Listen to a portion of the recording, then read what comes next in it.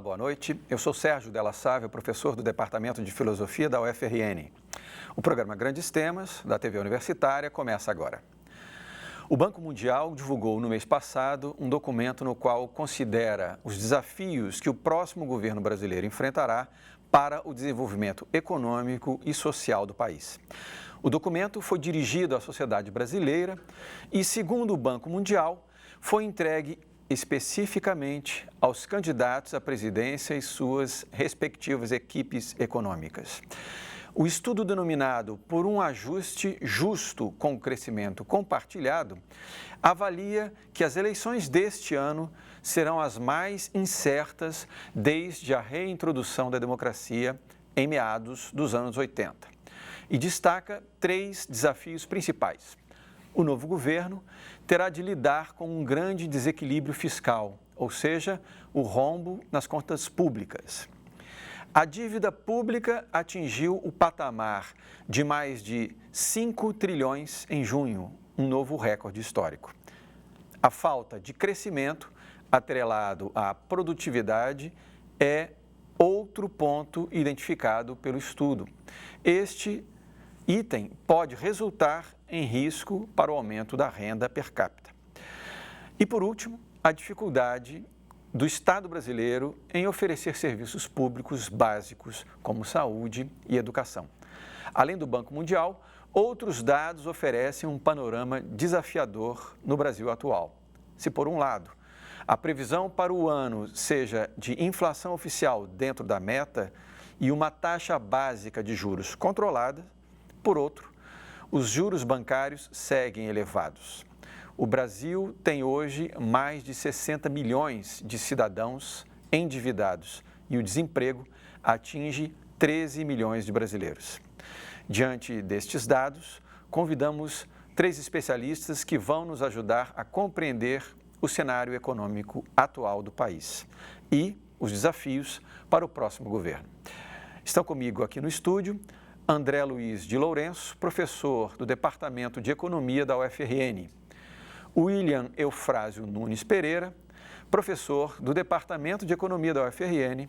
Francisco Wellington Duarte, economista e presidente da ADURN, o Sindicato dos Docentes da UFRN. Eu gostaria de agradecer imensamente a participação de vocês. Obrigado por terem aceito o nosso convite. E você que está nos assistindo em casa também pode participar do programa enviando sua pergunta através do nosso WhatsApp para o número 99193 6032. Pois bem, meus caros, há 2 dias, 15 de setembro exatamente, nós relembramos 10 anos da segunda maior crise econômica registrada na história, a crise de 2008. 15 de setembro marca justamente um pedido de falência de um banco de investimentos, um dos maiores do mundo, Lehman Brothers, o que desencadeou um efeito dominó e que arrastou, para o fundo do poço vários bancos americanos e aí, enfim, sendo o centro da economia mundial, essa crise se alastrou e causou prejuízos incalculáveis pelo mundo. Nós ainda, de certo modo, vivemos um pouco o reflexo dessa crise e ela é importante como um dado, já que estamos no ano eleitoral. E a questão econômica é uma questão sempre central nos debates políticos, e, sobretudo, como desafios para o próximo governo. A gente poderia começar esse debate sobre economia lembrando um pouquinho esse episódio, porque, na verdade, nada disso está desconectado com o próprio debate político, já que, no ano de eleições, você tem uma série de discursos, de várias matizes ideológicas que vão participando do debate, do próprio debate da campanha eleitoral. Posso começar com você, André? Pois não. Muito boa noite. Tudo bem? Boa noite. A crise que abateu o mundo a partir da quebra do Lehman Brothers, ela foi uma crise muito potente, muito importante, E ela teve repercussões bastante significativas sobre a economia brasileira, a partir de 2009, principalmente, Depois, nós, num certo sentido, a crise teve uma segunda perna já por volta de 2012, 2013.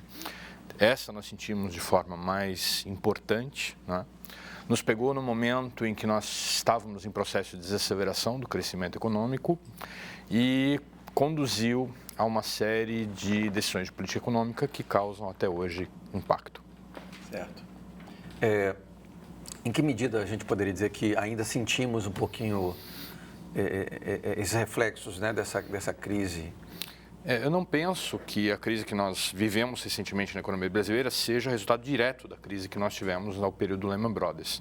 Mas decisões importantes que foram tomadas ali atrás, como reflexo dessa crise, certamente compõem o cenário que gerou a crise brasileira atual. Inegavelmente, André. Boa noite, velho. Tudo bem? Poderia dizer um pouquinho ainda sobre essa crise de 2008, pela data, não é? Eu acho que essa crise ela não apenas se espraia no ambiente econômico, ela teve repercussões muito graves no ambiente geopolítico, né?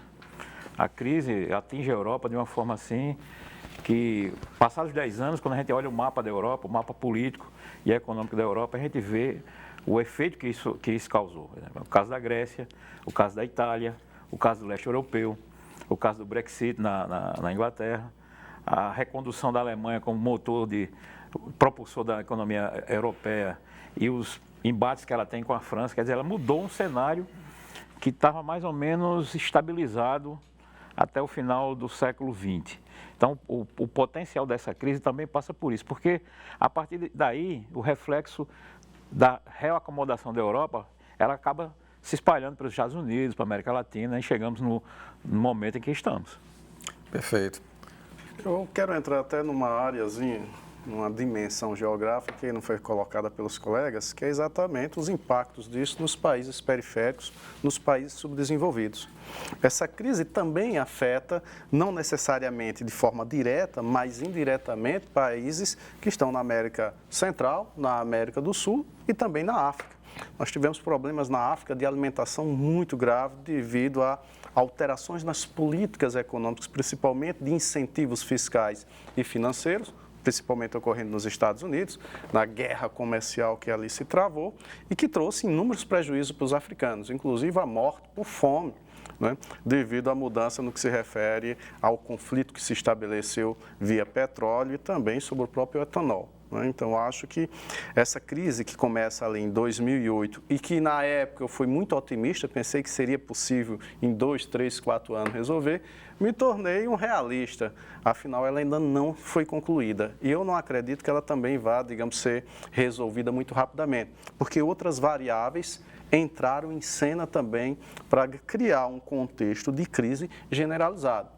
Basta ver nessa luta geopolítica, nesse conflito geopolítico que se estabeleceu, a crise dos migrantes, que bem ou mal afeta radicalmente tanto a Europa, mas também os Estados Unidos e o Brasil agora, principalmente com a fuga dos venezuelanos para o Brasil, que cria um problema relativamente sério naquela área de fronteira. Então, eu acho que a crise que começou em 2008 e que na época eu fui tão otimista, hoje eu vejo por outro lado. Ela vai continuar se agravando. Eu não vejo um contexto, digamos, de uma rápida solução. E no Brasil, considerando os elementos que os colegas colocaram, diversas decisões equivocadas, tanto do governo anterior quanto do governo que hoje se coloca, só tende a piorar. E eu acho que aqui a gente vai poder explicitar mais como é que deverá acontecer esse contexto negativo na minha avaliação. Sem dúvida, William. O que é curioso no fato de que a gente está aí há 10 anos, dessa que foi a segunda maior crise econômica financeira da história, é que ela, na minha opinião, participa também do debate político na medida que ela põe em xeque alguns discursos, de base econômica e que intervêm no próprio jogo político, inegavelmente, uma crise como aquela, que é uma crise que nasce no coração, no centro do poder econômico mundial, decorrente de iniciativas do mercado, então não foi uma crise externa ao mercado, foi uma crise provocada pelo mercado, pela pura especulação, pela ganância, etc, etc. Quer dizer, essa crise, ela abala um pouquinho, não sei o que vocês pensam, gostaria de ouvir, mas ela põe em xeque, de certo modo, esse discurso que pretende esvaziar do poder público, não é, as rédeas do controle sobre os destinos dos povos, ou pelo menos limitar ou minimizar, não é, a esfera de atuação do Estado em favor, né, do livre mercado, em favor das ações propriamente financeiras ou econômicas. Apenas para a gente trazer como ingrediente para o debate, tem um autor, um economista americano, Philip Bobbitt, seguramente vocês já o conhecem, é uma espécie de guru também de grandes presidentes americanos. Ele preconiza o fim dos estados nacionais tal como nós conhecemos, né? E ele elenca, então, um sinal dos tempos em que não teríamos mais esse Estado nacional, mas um Estado-mercado, uma espécie de parceria entre a política e o setor financeiro. E aí, numa entrevista publicada na Isto na revista Época, a pessoa pergunta então assim: a crise econômica de 2008 alterou essa visão? Ou seja, nós tivemos uma crise no setor financeiro que teve repercussões políticas, inclusive o governo americano foi obrigado a injetar mais de $1 trilhão de dinheiro público para salvar da falência grandes empresas como Ford, Chevrolet e também grandes bancos. E ele pergunta: a crise de 2008 alterou essa visão? E ele diz: não alterou. Na verdade, reforçou a ideia de que o mundo é governado pelo mercado, não mais por nações. O que vemos na crise atual? Governos incapazes de solucionar uma crise financeira e econômica perpétua, por mais que se esforcem. Ora, ou é cinismo ou a leitura dele, de fato, é apenas ideológica, não é? Porque o que nós enxergamos naquele contexto foi uma crise que teve repercussão política, social, humanitária, não é? Provocada pelo setor financeiro. Então fica muito fragilizado o argumento de que o Estado tem que diminuir. E nós vemos isso atualmente no Brasil, não é? O projeto de emenda constitucional 55, que reduz investimentos públicos por 20 anos, congela, não é? Diz o seguinte: bom, nós temos que controlar os gastos públicos, não é? E deixar o mercado agir mais livremente. Ora, me parece que tem aqui uma falta de coerência, não sei o que vocês pensam, mas eu acho que isso incide no debate político atual, porque volta e meia, quando se trata de pensar os desafios do próximo governo, esses argumentos tirados de manual de economia, né, são frases fáceis, né? O problema está sempre no setor público. O setor financeiro é símbolo, né, de eficiência, de progresso, de desenvolvimento. Não sei o que vocês pensam. A conexão me parece... Eu me lembro do Fukuyama, né? O fim da história, nos anos 90, né? Que alertava que todas as ideologias tinham sido suplantadas pelo fim do regime soviético. E aí nós temos aí hoje a ascensão do fascismo, né? Que é uma coisa assim, que é também subproduto dessa crise econômica, né? É bom lembrar como é que começou o fascismo nos anos 20 e é bom lembrar agora o que é que está acontecendo no leste europeu principalmente. Na verdade, esse debate sobre o Estado, ele é hipócrita. Ele é extremamente hipócrita. Inclusive por aqueles que se dizem liberais, sabe? Porque quando é para o Estado ajudar o setor bancário ou o setor privado, com investimentos como fez na Ford, com socorro financeiro, aí o Estado é bem-vindo, né? Mas quando o Estado se volta para gastos sociais, aí o Estado é gastador. Então esse discurso hipócrita que as pessoas chegam e dizem: olha, o Estado tem que deixar ao mercado a possibilidade dele dirigir a sociedade. Isso já está provado por A mais B que não funciona. Não funciona em nenhum país do mundo, nem nos países ditos liberais, nem nos Estados Unidos. Basta ver o que Trump está fazendo agora, a política protecionista dele. Quer dizer, como é que é liberal isso? Cadê as velhas regras do Adam Smith, né? A liberdade comercial de Ricardo, né? Os princípios de Ricardo, do mercado sem fronteira, essa coisa toda, da globalização. Quer dizer, isso tudo virou uma espécie de discurso. Então, na verdade, para mim, não sei se os colegas pensam isso, esse debate tornou-se um tanto quanto hipócrita, que os liberais apenas discursam, mas quando eles chegam ao poder, eles fazem exatamente o que tem que ser feito na questão da geopolítica e fica-se fazendo essas defesas insanas, inclusive nos países em desenvolvimento, da retirada do Estado como indutor do desenvolvimento econômico. Eu queria lembrar Humberto Eco, uma frase até dura dele. Ele diz: as redes sociais deu vazão à voz dos imbecis. O que a gente tem hoje dentro do nosso contexto é que muito da informação está vindo por redes sociais. E essas redes sociais, ou uma mídia capitalista, tem criado um discurso ideológico e até bipolar, que eu acho terrível, porque não é educativo. E quando eu digo bipolar, porque o Estado ou é mau ou o Estado é bom. O mercado é mau ou o mercado é bom. Isso não explica o que é realmente Estado, nem o que é realmente mercado. Eu tenho dito sempre aos meus alunos que a gente tem que entender o que é realmente Estado. Não é simplesmente uma entidade, visto aí na visão hegeliana, né, que está acima da sociedade civil. Esse Estado nada mais é, nada menos é do que um espaço e um resultado dos conflitos sociais dos diversos grupos que estão ali tentando capturar o Estado. E, na realidade, a gente sabe muito bem que desde o período do café com leite, quem realmente sempre controlou as estruturas estatais de mando, de determinação, de deliberação, foi sempre a classe mais capitalista. Hoje, a classe média e a classe trabalhadora penetra essas estruturas do Estado, né? Volto a dizer, nós estamos aqui numa dos braços do Estado, uma autarquia, mas a classe média, sem capacidade de mando, de determinação.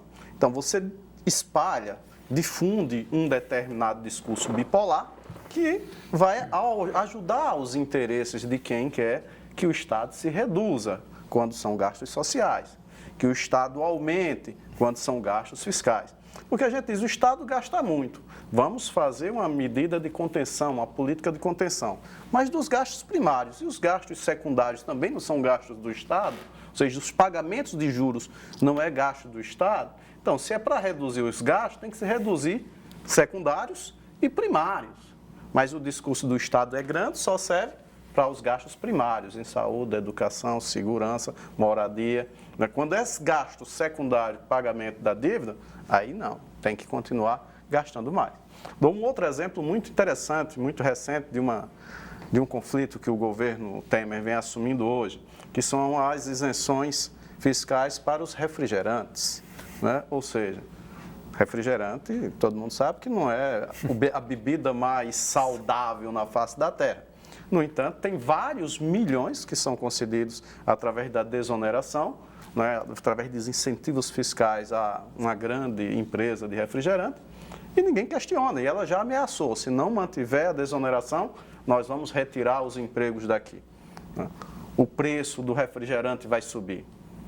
Então, há um conflito e há um controle de parte desse espaço da estrutura estatal, principalmente as que deliberam, e que determinam determinadas políticas que são bons para uns e péssimos para outros. Você citou bem a taxa de juros, né? A taxa de juros básica caiu, mas a taxa do consignado ainda está alta, do CDC, do cartão de crédito e tantos outros ainda são astronômicas. Então é preciso atuar por aí.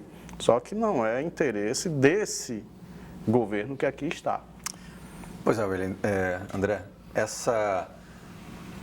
mais uma vez o tema econômico entra no debate político, no ano eleitoral, quando a gente começa a pensar, afinal de contas, se há necessidade que o Estado, que o governo federal, de fato, gaste com critério, né, seja controlado nos gastos públicos, isso é inegável, mas como é que a gente faz isso? Como é que a gente saneia? Como é que a gente melhora as contas públicas? Reduzindo o investimento em áreas sociais ou melhorando a arrecadação? Então, acho que sempre tem esse... Mais uma vez, a gente vê a importância capital, né, da discussão, capital, inclusive, né, da questão econômica para o debate político. Né? Uhum. Penso que existe um equívoco muito grande quando se pensa a questão das finanças públicas de uma forma separada ou isolada da forma de funcionamento das finanças privadas. Né? A atual crise fiscal que inegavelmente vive o Estado brasileiro, o crescimento da dívida pública, o crescimento do déficit público, refletem decisões públicas e decisões privadas. né? É evidente que, em algum momento, medidas mais adequadas para encaminhamento dessa questão terão que ser tomadas, né? O que eu acho que pode se questionar também, além da questão já de como fazer o ajuste via impostos ou via corte de gastos, é também a questão de saber exatamente quando fazer o ajuste. Porque uma coisa é você pegar uma economia que está passando por um processo de crescimento acelerado e falar, olha, nós vamos conter os gastos, nós vamos aproveitar o fato de que a economia está crescendo e gerando arrecadação e dessa forma nós vamos consertar o estado das finanças públicas. Outra coisa é uma economia que mal e mal começa a se recuperar da crise que sofreu nos últimos anos, né? E, a partir do ano que vem, tem um projeto de congelamento dos gastos públicos no momento em que, nesse exato momento, começam a sair alguns números dizendo que aquela retomada que começou ano passado já dá sinais de esfriamento, né? Então, assim, eu vejo com uma grande preocupação essa questão, porque eu acho que a gente corre o risco de cometer um erro que cometemos várias vezes na história do nosso país, que é de fazer a política fiscal na hora errada. Né? Ou seja, de fazer o corte de gastos, de fazer o ajuste da forma errada, na hora errada, né? E pelo que eu tenho visto do discurso de vários candidatos, inclusive do fato de que a partir do ano que vem entra em operação para valer a chamada emenda constitucional do corte de gastos, né? Eu vejo com muita preocupação esse momento. Assim. Tenho a menor dúvida. E a gente, quer dizer, uma das questões que são levantadas, né, no debate político pautado pela questão econômica é justamente a melhoria da arrecadação. E aí alguns candidatos mais à esquerda postulam a necessidade de taxarmos grandes fortunas, o que, por ser defesa de pauta de candidatos mais à esquerda, não significa que seja uma ação de esquerda, porque vários países liberais, né, fazem isso, ou seja, é uma questão de justiça no processo, inclusive de arrecadação, mas volta esse grande tema, né? A gente tem que, de fato, reduzir gastos públicos, eu concordo plenamente com o André, ou seja, o remédio errado na hora errada, para o mal, para a doença errada, né? E eu acho que, então, essa coisa do redução de gastos não é nem inteligente, nem adequada a esse contexto. E, por outro lado, também, a necessidade de uma maior eficácia na arrecadação pública, né? Que eu acho que é uma questão que precisa ser explorada um pouco mais, né, Wellington? Olha, vamos ser assim bem direto, né? Porque a gente está na televisão. Qual foi a justificativa para o impeachment de Dilma? Que nós precisávamos de estabilidade para fazer a retomada do crescimento, porque 2015 tinha sido um ano catastrófico, a gente precisava que os agentes econômicos tivessem tranquilidade para voltar os investimentos. Bom, passados 2 anos, o que é que nós temos? O investimento industrial caiu a nível de 1950. Hoje a produção industrial, que no começo da década estava 15% do PIB, hoje está em 11%. Só aí já mostra esse processo de desindustrialização tenebroso que teve. Além disso, todos os indicadores sociais e econômicos caíram, né? Então, como é que você propõe um arroxo fiscal numa recessão? Aí é assim, precisa que as pessoas entendam realmente o seguinte: eu não tenho arrecadação, mas eu preciso fazer investimentos públicos, porque o setor privado está encolhido. Tá certo, eu preciso fazer investimentos públicos. Como é que eu vou fazer?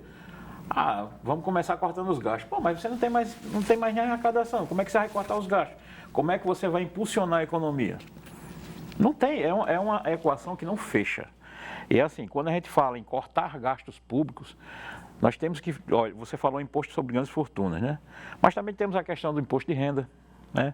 Temos a questão dos subsídios, temos a questão colocada inclusive por pessoas progressistas, de como é que você faz uma reforma tributária e fiscal nesse país, e precisa fazer, mas uma reforma fiscal e tributária que olhe para um elemento que, inclusive, aqui está faltando, que é o povo. Quando você faz uma reforma fiscal ou tributária, um dos principais atingidos é o povo. Porque nesse país, e aí os economistas aqui hão de concordar comigo, quem paga imposto de verdade é aquele que está lá na ponta. Os empresários são isentos de imposto. né?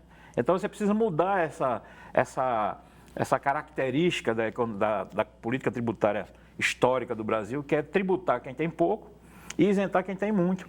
E não dar não dar devida observação para a questão do pessoal que deixa de pagar os impostos devidamente, né?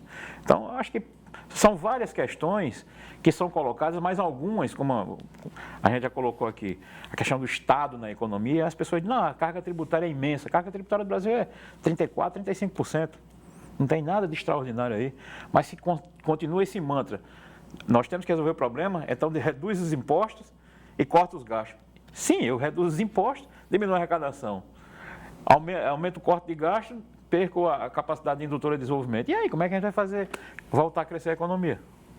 Como é que vamos sair, né? Pois é, a gente está no buraco, como é que a gente sai dele? Wellington, a gente vai fazer um rápido intervalo e vamos retornar daqui a pouquinho para continuar o debate sobre essa questão econômica e suas repercussões na pauta política desse ano. E você que está nos assistindo pode aproveitar esse tempo para enviar a sua pergunta pela nossa fanpage do Grandes Temas no Facebook ou, se preferir, pelo WhatsApp para o número 99193 6032. Até daqui a pouco.